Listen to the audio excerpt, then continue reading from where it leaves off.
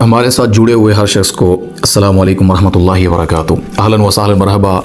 آج ہمارا خلاصہ قرآن کا 17واں سپارہ ہے، اقترب للناس جس کا نام رکھا گیا ہے، اور اس میں دو صورتیں ہمیں پڑھنے کو ملتی ہیں۔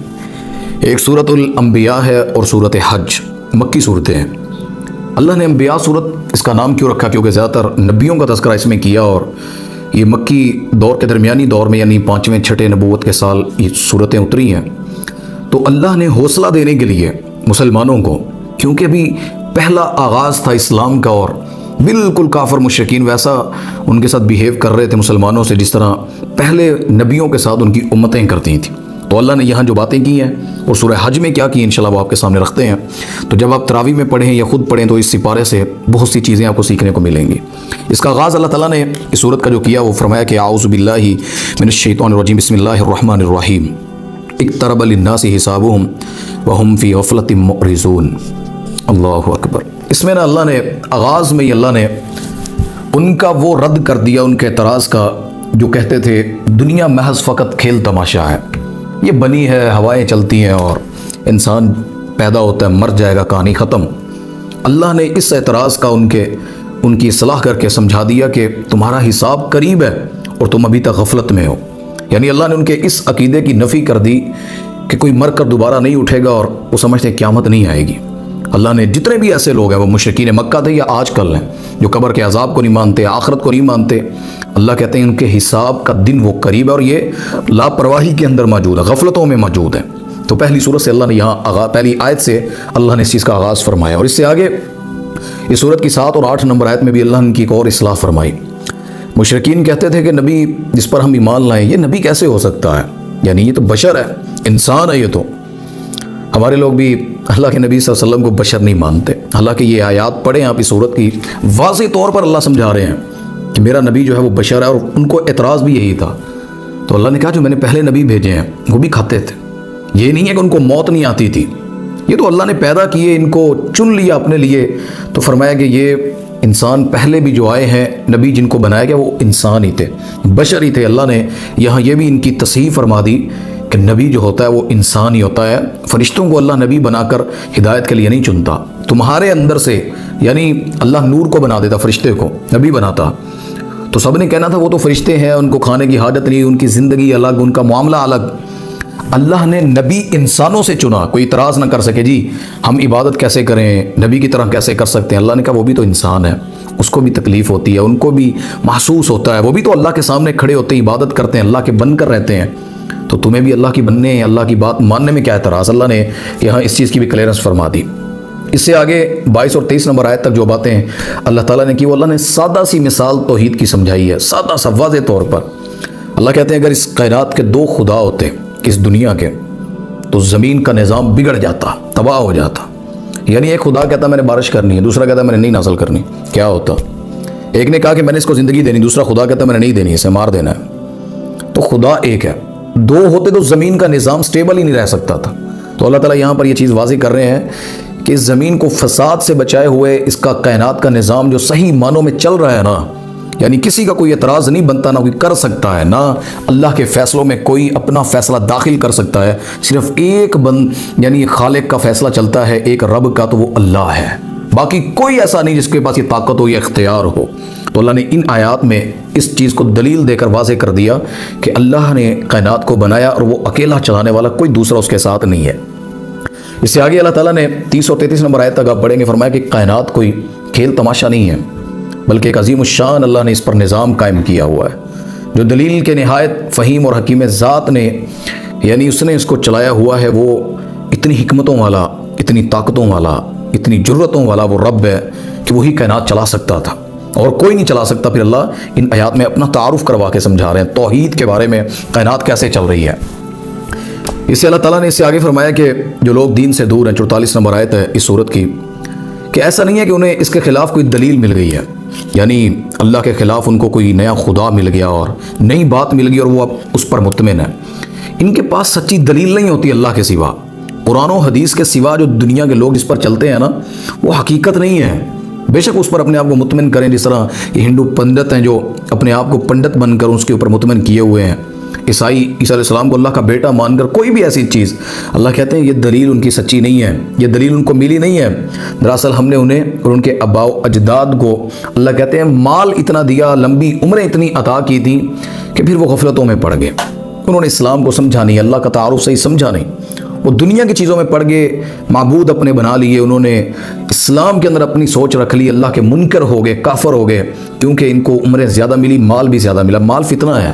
نبی پاک صلی اللہ علیہ وسلم میں اپنے بعد جس فتنے کو چھوڑ کر جا رہا ہوں نا، مجھے جس کا ڈر ہے وہ مال ہے، عورت ہے، تو یہ سب سے بڑا فتنہ عورت کا فتنہ اور مال کا فتنہ، تو ان کو بھی مال کی وجہ سے غفلت میں اللہ نے فرمایا کہ یہ ڈالا رکھا اپنے آپ کو انہوں نے زندگی اپنی، تو یہ وجہ ان کی مین لمبی عمریں اور مال ہے۔ اس سے آگے اللہ تعالیٰ نے، آپ پڑھ لیں 51 نمبر سے 71 نمبر آیت تک، اللہ اکبر۔ وہ عرب سمجھتے تھے محمد صلی اللہ علیہ وسلم ایک غریب آدمی ہے، لوگ آپ کو تنگ بھی کرتے ہیں، یہ اگر اللہ کے نبی ہوتے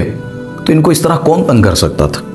یعنی اتنا اعلیٰ رتبہ ہو، ایڈا بڑا مقام ہے، کون کچھ کہہ سکتا ہے؟ ایک حکم پہ اللہ بارشیں نازل کر دیتا، ان پر پتھر نازل کر دیتا۔ تو وہ کہتے ہیں کہ اس نبی کے ساتھ اتنے واقعات ہوئے، تکلیفیں ملی، مشکلات، پریشانیاں آتی رہیں، تو یہ اللہ سے دعا بھی کر سکتے ہیں نا کہ مجھے بچا لے، پھر بھی ان کی مدد نہیں ہوتی، کیا ان کی دعائیں قبول نہیں ہوتی؟ اللہ اکبر۔ اللہ تعالیٰ نے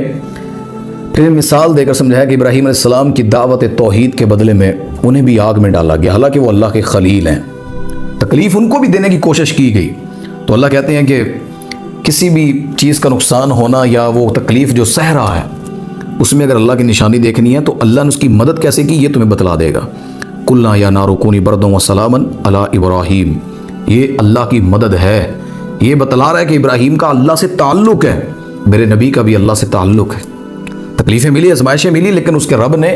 اپنے نبی اپنے حبیب کو پھر استقامت دی۔ یہ چیزیں اللہ ان آیات میں وہ سمجھا رہے ہیں، اور نبی ابراہیم کی مثال دے کر۔ اس سے آگے اللہ نے 76 سے 77 نمبر آیت میں فرمایا کہ نوح علیہ السلام کو بھی اللہ نے اسی دعوت کے سبب اپنی قوم کی طرف بھیجا، اور انہوں نے سخت تکلیف برداشت کی، انہوں نے دعا کی کہ اللہ ان پر عذاب بھیج اور ان کے نام و نشان تک مٹا دے، اور اللہ نے ان کے مخالفین کے نام و نشان تک کو مٹا دیا۔ یعنی نوح علیہ السلام کی بھی جتنی اللہ نے خلافت اور ان کی حکومت اور ان کا اسلام جو اللہ نے بیان کیا بحیثیت نبی، تو فرمایا کہ اس نے بھی تکلیف برداشت کی ہے نوح علیہ السلام نے۔ اس سے آگے پھر اللہ نے 83 اور 84 نمبر آیت میں ایوب علیہ السلام کے نبی ہونے کا بھی تذکرہ کیا کہ وہ بھی اللہ کے نبی تھے، ان پر بیماری آ گئی، 18 سال تک یہ اللہ کا رسول، اللہ اکبر، اللہ کا بن کر اللہ کے دین کی دعوت دینے کے لیے جٹا رہا، بیویاں بھی چھوڑ گئیں، رشتہ دار عزیز سب چھوڑ گئے، ایک بیوی ساتھ ہی وفادار ایک بھی ہونا، وہ ابوبکر صدیق جیسا ہو ہجرت کے سفر میں، یا ایوب علیہ السلام کی بیوی جیسا ہم سفر۔ ہر طوفان سے انسان لڑ سکتا ہے، اپنے یار جو رکھنے ہو نا، دوست بنانے ہو تو باوفا بنائیں، وہ بیوی ہے یا دوست ہیں، آپ دنیا کا ہر میدان جیت جائیں گے۔ تو ایوب علیہ السلام کا بھی اللہ نے تذکرہ کیا، فرمایا کہ اس کے نتیجے میں پھر دعا کی ایوب نے تو ہم نے شفا دی اس کو۔ اس سے آگے یونس علیہ السلام کا تذکرہ 87 اور 88 نمبر آیت میں، مچھلی نگل لی، منی مچھلی نے نگل لیا ان کو، تو انہوں نے دعا کی تھی، لا الہ الا انت سبحانک انی کنت من الظالمین، اے اللہ میں اگر تیرے علاوہ یعنی کوئی الہ نہیں ہے اور میں اپنی جان پر ظلم کر بیٹھا ہوں، معاف کر دے اللہ، تیرے علاوہ کون ہے جو معاف کرے گا؟ کثرت سے دعائیں کرتے رہے، اللہ سے اس دعا کو بھی مانگا، تو اللہ تعالیٰ نے پھر حضرت یونس علیہ السلام کو مچھلی سے نجات دے کر ثابت کیا کہ ان نبیوں کا رب ہے۔ بے شک آپ کو لگتا ہو کہ نبی فی الحال تکلیف میں ہے، پریشانی میں ہے، لیکن نبی اللہ کا ہے اور اللہ نبی کا ہے، یہ ان کا تعلق ایسا ہوتا ہے۔ اس سے آگے اللہ نے 89 اور 90 نمبر آیت میں فرمایا کہ زکریہ کو اللہ نے اولاد نہ ہونے کی وجہ سے پریشانی دی تھی۔ اللہ اکبر۔ میں نے پچھلے خلاصہ قرآن میں ان کے بیٹے کی پیدائش پر بات کی تھی، تو اللہ نے پھر ان کو بیٹا دیا، اسمہ یحییٰ، اس کا نام یحییٰ تھا، اور اللہ نے وہ بشارت جب دی تو کس عمر میں جا کر بیوی بانجھ ہے، اور حضرت موسیٰ علیہ السلام بڑھاپے میں بزرگ ہو چکے ہیں، تو اللہ یہ ساری باتیں کر کے نبی کو اور اس مشرکین قوم کو بتلا رہے ہیں کہ میرے نبی آپ نے گھبرانا نہیں، پہلے بھی ایسے معاملے گزرے ہیں، اور اس قوم کو سمجھایا کہ تمہارے جیسے لوگ پہلے بھی بڑے آئے ہیں اسلام کو روکنے والے، لیکن اسلام نہیں روکا۔ اس سے آگے اللہ تعالیٰ نے کافروں کے لیے تنبیہ فرمائی اور مسلمانوں کے لیے ایک امید کی کرن بھی اللہ نے اس میں اجاگر کی، فرمایا کہ اگر تم پر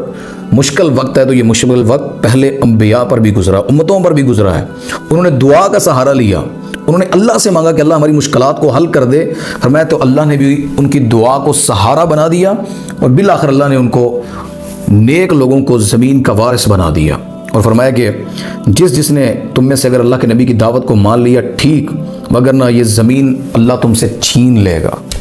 اگر تم نے اللہ کے نبی صلی اللہ علیہ وسلم کو یہ سورۃ الانبیاء کی 105 نمبر آیت میں پڑھیں گے،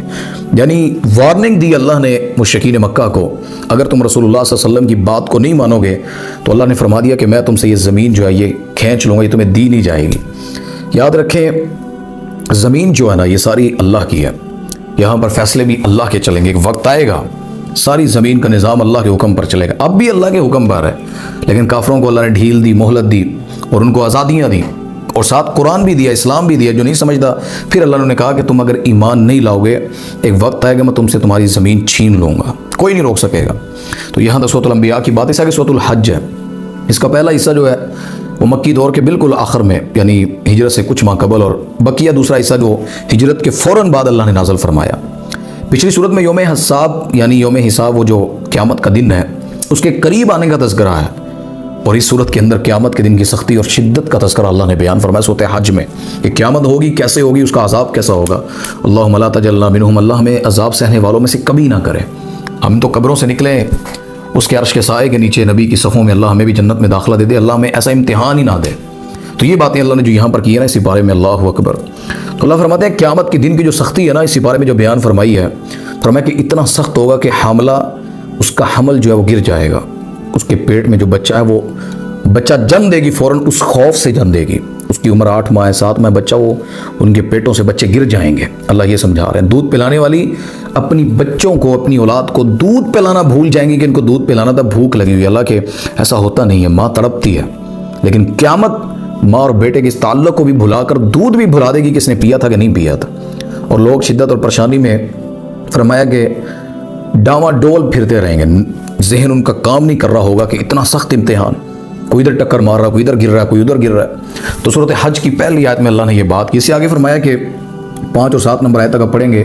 کہ انسان کو غور کرنا چاہیے کہ کیسے کیسے مظاہر سے گزر کر، کیسے کیسے ان وقت اور دور سے گزر کر اللہ نے کن رستوں سے اس کی پیدائش فرمائی ہے۔ یعنی انسان اپنی دنیا میں آنے کی گھڑیوں کو سمجھ جائے نا، اللہ نے کس پروسیجر سے ماں کے پیٹ میں خود پال کر کیسے اللہ نے اس کو پیدا کیا، اور فرمایا کہ اس کے ساتھ ساتھ اس طرح کی زمین کو دیکھو کہ کس طرح اس نے پانی نہ ملنے کے بعد وہ اس کی جو بنجر حالت ہوتی ہے، فرمایا پھر اس پر پانی لا کر اللہ نے کیسے بنجر زمین کو زندہ کر دیا۔ تو وہ جیسے زندہ ہوتی ہے تو اس میں فصلیں لہلہاتی ہیں، یعنی کھیت اگ جاتے ہیں، فصل، وہ ساری چیزیں، خوراک، اس میں وہ کھیتی باڑی کرنے کے قابل اور رونق کی جگہ بن جاتی۔ فرمایا کہ اللہ تعالیٰ تو اسی طرح قیامت کے دن تمام مردوں کو دوبارہ زندہ کر دے گا، یعنی بنجر زمینیں آباد کر سکتا ہے وہ رب جو ہے انسان کی پیدائش جن رستوں سے گزار کے کر رہا ہے، تو بعید ہے کہ یہ قیامت کے دن اللہ پیدا نہیں کرے گا۔ تو یہاں اللہ تعالیٰ نے اس بات کی بھی کلیئرنس کر دی کہ قیامت کو اللہ مثال دے کر سمجھا کر کے دوبارہ زندہ کیسے کرے گا۔ پھر اس سے آگے 8 اور 11 نمبر آیت اللہ نے بیان فرمائی اور فرمایا کہ تعجب ہے انسان اپنے مالک سے جھگڑنے لگ گیا، اور کچھ ہیں کہ حق و باطل سے بے پرواہ ہو کر کنارے کنارے رہتے ہیں، ان کو خیر مل جائے تو بڑے خوش ہوتے ہیں، اور اگر کوئی مشکل آ جائے تو منہ پلٹ کر پھر جاتے ہیں۔ اللہ یہ سمجھا رہے ہیں، یعنی انسان کے اوپر اتنی حیرانگی ہے کہ اپنے مالک سے جھگڑنے لگ گیا ہے۔ یعنی مالک غلام کو دے نہ دے جھگڑا تو بنتا ہی نہیں ہے، اچھی جگہ پر سلا دے اس کی مہربانی ہے، صحرا میں سلا دے تو مالک کی مرضی ہے، وہ مرضی ہے آپ کو اچھا پہنائے کھلائے۔ تو اللہ کہتے ہیں یہ عجیب بات ہے کہ میں انہیں دوں یا نہ دوں، یا ان کو جو حکم دوں، یہ اپنی دماغ اپنی سوچ لے کر بیٹھے ہیں، یہ میں رب کی مالک کی کیوں نہیں مانتے۔ اور فرمایا کہ انہوں نے جو اپنا ذہن بنا کر رکھا ہوا ہے نا حق اور باطل کی یعنی پرواہ کیے بغیر، یہ ان کو خوشی مل جائے تو یہ پھر بڑے خوش ہو جاتے ہیں، غم مل جائے تو فرمایا کہ منہ پھیر لیتے ہیں، یعنی تکلیف آتی ہے تو اللہ کے نہیں رہتے، شکوے کہتے ہیں ہوا کچھ نہیں، میلا کچھ نہیں، فلاں کی کوٹھی اتنی بڑی ہے، فلاں کی تجارت ایسی ہے، فلاں تو ایسی عمر گزار رہا ہے، زندگی گزار رہا ہے، مجھے اللہ کیوں نہیں۔ بڑے لوگوں کو آپ سنیں گے وہ کہتے ہیں ساڈی دعا تو سنی نہیں جا رہی، ہماری تو زندگی میں دعائیں قبول ہی نہیں ہو رہی۔ آپ ہر چیز کی دعا مانگتے ہیں اللہ سے، وہ ہر چیز تمہیں دے رہا ہے، سو کر اٹھتے ہو صبح ناشتہ دیتا ہے، کب روزانہ مانگ کر سوتے ہو ناشتہ؟ تمہیں چلنے کے لیے پاؤں، عقل، فہم دیتا ہے، طاقت دیتا ہے۔ حالانکہ جب ہر چیز اللہ کہتے ہیں کہ تم نے مانگنی، سانس چلے تمہیں سوال کرنا پڑے، کچھ پڑھنا پڑے، اللہ تمہیں کہہ دے کہ تم نے جب تک روزانہ ہر چیز کے 2 رکعت نفل نہیں پڑھ کر جاؤ گے، ایک ایک جوڑ کے بدلے، یہ ہاتھ موو نہیں کرے گا جب تک 2 رکعت نہیں پڑھو گے، آنکھیں نہیں کھلیں گی جب تک 2 رکعت نہیں پڑھو گے، کتنا بڑا آزمائش اور امتحان کا مرحلہ ہوتا۔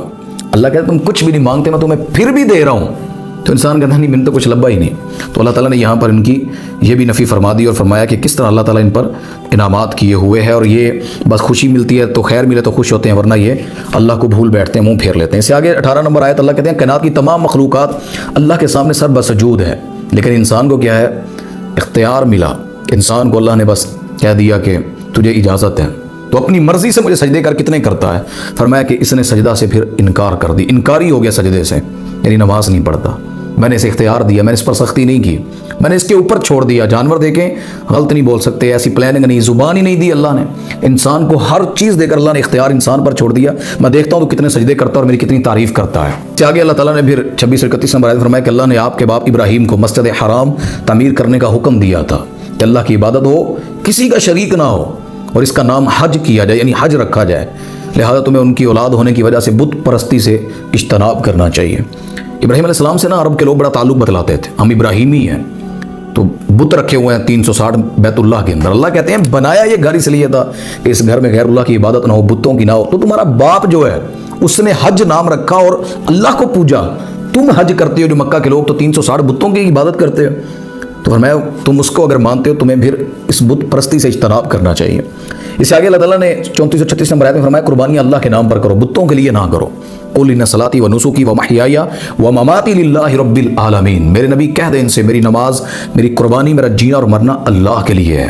قربانی جو کسی کے لیے کرتا ہے نا، یا کوئی بھی ایسی چیز صدقہ جس پر غیر اللہ کا نام لے لیتے ہیں، اللہ کے سوا کسی نسبت جوڑ دیتے ہیں، یعنی فلاں بزرگ کے نام پر، فلاں قبر کے نام پر، تو فرمایا وہ مال حرام ہو جاتا ہے۔ اس سے آگے اللہ تعالیٰ نے 39 اور 40 نمبر آیت میں فرمایا کہ مسلمانوں کو اپنے دفاع کے لیے ہتھیار اٹھانے کی اجازت دی ہے اللہ نے، کیونکہ یہی امن قائم کرنے کا واحد طریقہ ہے۔ جب اپنی طاقت تیار نہیں کرو گے نا، پھر کفر تم پر مسلط ہوگا۔ ہم نے بلڈنگیں، کوٹھیاں اور پتہ نہیں کیا کیا بنانا شروع کر دیا۔ وَأَعِدُّوا لَهُم مَا اسْتَطَعْتُم مِّن قُوَّةٍ، ہم نے اس چیز کو چھوڑا اور اللہ نے ہمیں اس ذلت میں ڈال دیا کہ آج کافر ہم پر مسلط ہے۔ اسرائیل اور بڑے بڑے ملک نا اپنی جو ڈیفنس سسٹم پر آدھے آدھے بجٹ لگا دیتے ہیں، اور ہم لوگ کیا کرتے ہیں، کوئی چیز ایسی بنانی ہو، کرنی ہو، تو ہم کہتے ہیں جی ہم نے تیارے کیا کرنے ہیں، ہم نے جنگی آلات کیا کرنے۔ میرے بھائی اسلام کی بنیاد اسی چیز پر کھڑی ہے۔ تو اس سے آگے اللہ تعالیٰ نے فرمایا کہ اسلام کی مخالفت کرنے والوں کو پرانی قوموں کے انجام سے عبرت حاصل کرنی چاہیے، مسلمانوں کو اپنے دین کو بچانے کے لیے ہجرت اختیار کر لینی چاہیے، اور اللہ ان کی بہت فراخی اور وسعت رکھی ہوئی ہے، یعنی اس کے اندر بڑی خیر رکھی ہوئی ہے اللہ نے یہاں پر ایک ہجرت کے لیے اللہ نے پیغام دیا، اور پرانی قوموں کے انجام سے عبرت حاصل کر کے دین پر چلنے کی اللہ نے اس میں اطلاعات فرمائی ہے۔ 42 اور 58 اور 59 نمبر آیت تک آپ ان چیزوں کو پڑھیں گے، ہجرت اور دعوت اور پرانے لوگوں سے عبرت حاصل کرنے کا اللہ نے جو پیغام دیا۔ پھر اللہ نے اس میں بات سمجھائی کہ مشرک لوگ اللہ کو چھوڑ کر جن کو پکار رہے ہیں، فرمایا وہ تو سب مل کر ایک مکھی پیدا نہیں کر سکتے، بلکہ وہ اتنے کمزور ہے کہ مکھی ان کے کھانے سے کچھ اٹھا کر لے جائے، وہ اس مکھی سے وہ کھانا واپس نہیں کھینچ کر لا سکتے۔ کتنا بڑا اللہ نے حل کر دیا مسئلہ لوگوں کا۔ ایک مکھی پیدا نہیں کر سکتے جن سے بیٹے مانگتے ہو، جن سے رزق مانگتے ہو، داتا کہتے ہو، جنہیں گنج بخش کہتے ہو، یہ تو اپنی میت کے بھی وارث نہیں ہے، اپنی اولاد کے بھی وارث نہیں ہے۔ گنج بخش کہتے ہو، داتا جس کو داتا کہتے ہو نا، بیٹے مانگتے ہو، ان سے رزق مانگتے ہو، ان کی اپنی اولادیں نہیں تھیں۔ تو میرے بھائی اللہ تعالیٰ یہ نصیحت کے لیے یہ جو آیت ہے 73-74 نمبر آیت سورہ حج کی، ایک مکھی یہ پیدا نہیں کر سکتے، مکھی ان کے برتن سے کچھ اٹھا کر لے جائے نا، اڑ جائے، تو وہ گھر میں ہی گھوم رہی ہو، ان کی سائنس لگا لیں، اس مکھی سے یہ وہ خوراک نہیں کھینچ سکتے۔ اللہ سمجھانے پہ ہے تو مکھی کی مثال دیتا ہے ہمارا رب۔ تو اللہ نے یہاں یہ چیز سمجھی۔ اس سے آگے اللہ فرماتے ہیں 70 اور 78 نمبر آیت، آخری باتیں جو میں اس میں کر رہا ہوں سورہ حج میں، فرمایا مسلمانوں اللہ کی عبادت کرو اور خیر کے کام کرو، تم کو کوئی نیا فرقہ، اللہ اس کی بات نہیں کر رہا ہے کہ تم نئے فرقے نہیں ہو، کہ نئی مخلوق نئی چیز آئی ہو، بلکہ ابراہیم کی ملت کا حصہ ہو۔ ابراہیم علیہ السلام اللہ کو مانتے، عبادت کرتے، اللہ کی پوجا کرتے، اللہ کے لیے اللہ کا گھر بناتے، اللہ حکم دے ہجرت کا وہ ہجرت کر جاتے، اللہ کے لیے آگ میں جانا پڑے وہ آگ میں چلے جاتے، اولاد کو چھوڑنا پڑے وہ اولاد کو ویرانے میں چھوڑ آتے۔ اللہ کہتا ہے تمہیں اولاد کی کہوں، تمہیں اللہ کے گھر بنانے کی بات کروں، دشمنوں کے سامنے بات حق، یعنی دشمنوں کے ایوانوں میں، کفر کے ایوانوں میں کلمہ حق کہنے کا موقع ملے تو ہم نہیں کہتے۔ یہ ساری ملت ابراہیم کی اللہ بات کر کے اس کے نقش قدم پر چلنے کی بات کرتے ہیں۔ ٹھیک ہے کچھ شریعتوں میں چیزوں میں فرق آتا ہے، لیکن دعوت دین وہی ہے، کلمہ، شریعت، عبادت، یعنی اللہ کے سامنے جھکنا وہی چیزیں ہیں۔ معاملات میں احکامات میں اگر فرق ہے تو وہ نبی کی وجہ سے، لیکن اصل بنیادی لا الہ الا اللہ کی دعوت وہ ابراہیم علیہ السلام والی ہے۔ تو اللہ تعالیٰ نے ان صورتوں کے اندر، دونوں صورتوں میں چیزیں سمجھائی ہیں ہمیں 17ویں سپارے میں۔ انشاءاللہ پھر بقیہ سپاروں میں بھی کچھ باتیں کریں گے۔ تو یہ نصیحت کے لیے اللہ نے پہلی قومیں اور دین سمجھایا، اللہ ہمیں بھی اس پر عمل کرنے کی توفیق عطا فرمائے۔ وآخر دعوانا الحمدللہ رب العالمین۔